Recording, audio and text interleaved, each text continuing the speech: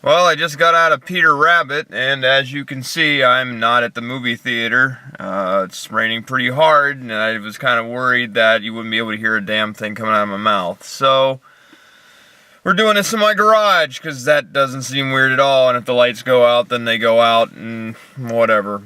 That's the first time you get to see me in real light during one of these, and not that weird blue glowy shit that the parking lot gives me. But yeah, I went to see Peter Rabbit, and I know the first thing you're going to say is, "But Sam, that's not an animated movie," and to that I will respond, "Yes it is." Why do I think that? Because the main character of the film is an animated character, so therefore, I'm buying that. And you should too. And I had some mixed ideas of what this was going to be like, because some of the people that I watched that do reviews, like Movie Bob, didn't like it, but then Brad Jones over at CinemaStob loved it, and so I'm kind of like torn because I do respect their opinions. But I checked on IMDb before I even made the trip out, and I mean, it was less than a 5 out of 10, so there was that. But figured, I'm going to give this one a shot because, I mean, it's been 2 months since I've done one of these, and figured what the hell. So here we go. And so, first things first, the theater. This is the first time in a long time. In fact, this is the first time in all the time that I've done this, the theater was kind of occupied. Usually, because I always intentionally pick the 9 o'clock show, like the latest showing that they're going to have of one of these things, because I, shock and awe, don't like people. And for whatever reason, this one had well over, I would probably easily say 20 people were in there, which for me is a lot, because I'm not a fan of that sort of thing. And there were a lot of children, and children are going to laugh at moving objects, and I took that with a grain of salt with some of the jokes. Because one of the things that I had a concern about, and it was something that was brought up in a number of the reviews, was, how are you going to take this turn of the 20th century book for children and turn it into a 95-minute screenplay? And that is a big obstacle for most people. Now, if it was any other thing, I mean, for me, I remember reading Peter Rabbit, and it's completely dark. Hold on. There, that's not gonna be weird at all. We have blackouts. Holy shit.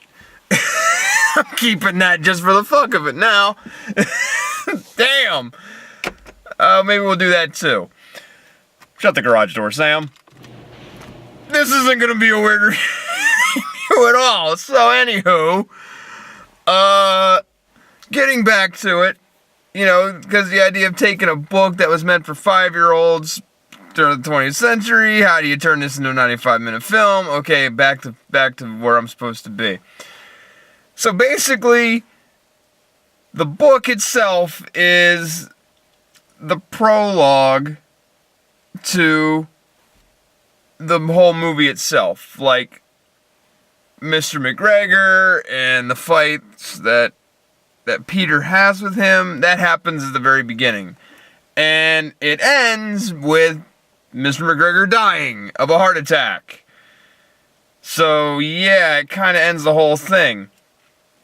And now we're getting a continuation because there's a new McGregor coming in who is played by General Hux from Star Wars.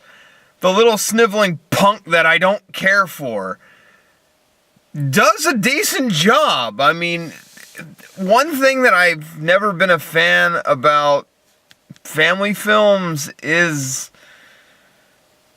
the tropes that have emerged since the early 90s with them, and he does it pretty well. In fact, that was one of my big worries going into this film was, is this going to fall into the series of tropes that family films have? And it does. to an extent, but there are a lot of things in it that work, which I was not expecting. I mean, I sort of went into this thinking I'm probably going to hate this. Now, did it get me a laugh? Maybe a chuckle at best, but, you know, there's a lot of slapstick in it, and for a lot of people, that's a major downfall, because one of the things that really happens, especially about after the 25-minute mark, I'm going to say, it gets that Bugs Bunny / Home Alone treatment, where there's a lot of slapstick humor. You know, it didn't go into the guttural stuff, which that to me is always a sign of good writing. Like, for instance, there was not a single flatulence joke in this movie, which made me happy. There were some crotch shots in one scene. Really just one scene. Maybe two, but that wasn't the knockout punch in that scene. And so they're expected, but they weren't deal breakers. So, I mean, like I say, it had some tropes of the family film that I'm not a big fan of. You know, that whole aspect of it, I just don't care for, and thankfully there were not too many references that were, like, awful. I mean, like, the only joke that I really enjoyed, but I know it's not, like, I know nobody else in the damn audience got it, was there's a pig in the film, and you'll see the pig in the trailer when it's screaming with that actor in the trailer, and that's where most people were getting concerns, like, oh my god, if this is what they're giving us in the trailer, you know this is gonna suck. Is there's a lip balm joke with the pig, and like the idea of putting lipstick on a pig, and I'm like, oh my god, they're making a Sarah Palin reference. You know, that's not like 10 years old or anything. But that was like, nobody else got that in the theater but me. I'm like, I see what you did there. That was cute. But there was a lot of references to the book throughout. Like, they still talk about Peter's. Wow.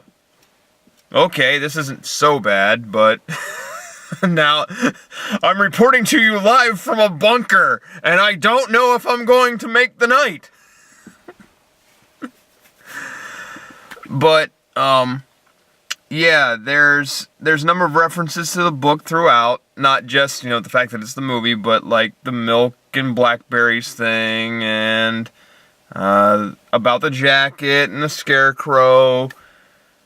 So it works that way pretty well. But again, it does fall into those tropes, but sometimes they take those tropes and make it work. Like, this could have easily fallen into cynical writing tropes. You know, like, has all the familiar beats that a family comedy should have. And some of it acts kind of self-aware. And so it really wasn't. It was really turning some things on its head. Not that it hadn't been done before, but at least works for this. And so, yeah, there was some nice twists on those old tropes, which was nice. The one thing that I was not a fan of, and thank God it was kind of light on, the new McGregor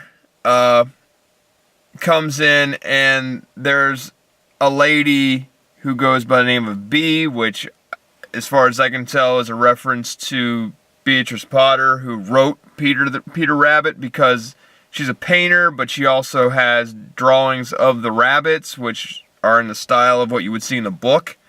So that's sort of an allusion to that, and they have a romance, so there's some light romantic comedy stuff in there as well, so it wasn't bad. I wasn't a big fan of it, but at least they didn't shove it down your throat. I mean, they had like a 3-minute montage in there, you know, of them bonding and stuff like that. And it worked. I wasn't a fan of the voice of Peter Rabbit, which is, I want to get his name right, James Corden. Again, this is a celebrity voice thing that I've always had a problem with. That celebrity voices don't really lend much to a good story. I mean, if you're looking to get that kind of a character out of a person, then okay. But, I mean, that's why we have trained voice actors to do these sort of things. You know? Like, they can make the character pop in ways that a movie star or, you know, television star really can't. Like, again, Sia is in this film, just like in My Little Pony. I mean, she's not in it much, but she's in it, and I just don't feel anything when she's on screen doing her porcupine thing, and I don't know, it just didn't really pan out all that well. So, yeah, but again, death is a prominent thing in this film. Like, they do not shy away from the fact that Peter's dad was killed and turned into a pie in this movie, which is pretty ballsy for a family film like this. And the fact that they get a little dangerous with stuff. I mean, there's a point where they're starting to throw M80s around. You know, good old quarter sticks of dynamite to try and kill the rabbits. And the fact that you actually see, I mean, you actually don't see the rabbit killed, but you see Peter's father fall and turn into a pie that night.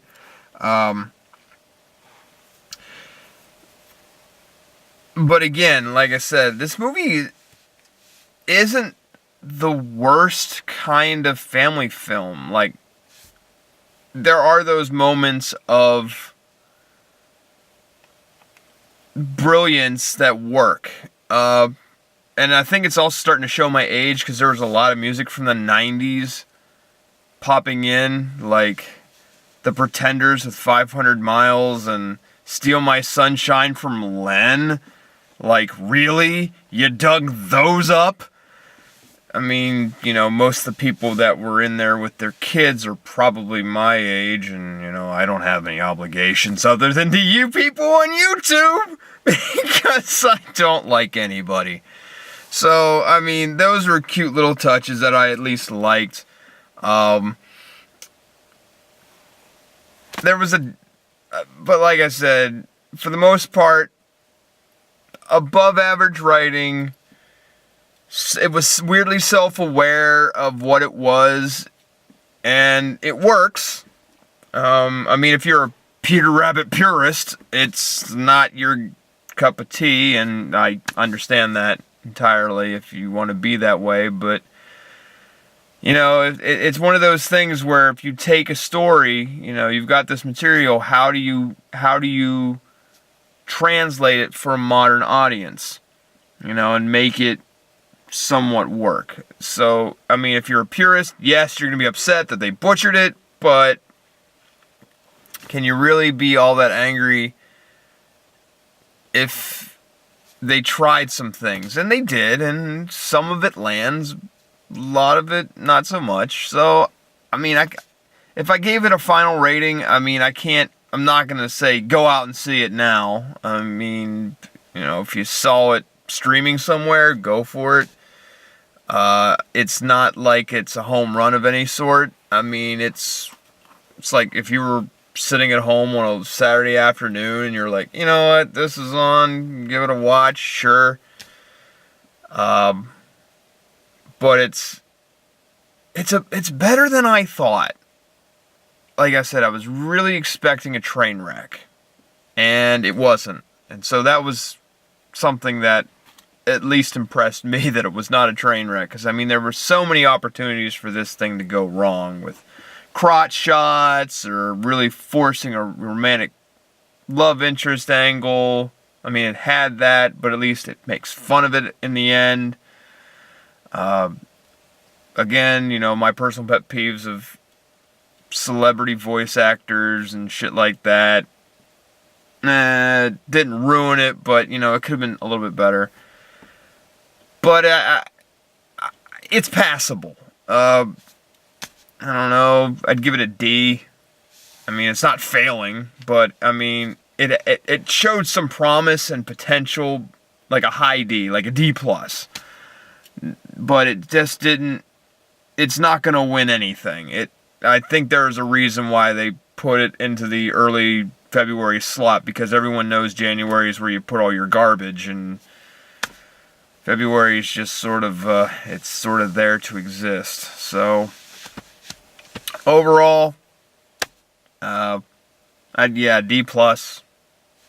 mean, if you see it streaming online later, sure. If you want to see something, or at least occupy children's time, there you go. Trailers, nothing new. Not since the last time, which I'm not really shocked at, because when I go to these sort of things, I don't really get new kinds of trailers. I get all the kiddie fare, so it was what it was. And I know I've got one coming up maybe next week, I think. I think it's called Early Man. I can't remember off the top of my head. I might go see that one. I have the review done.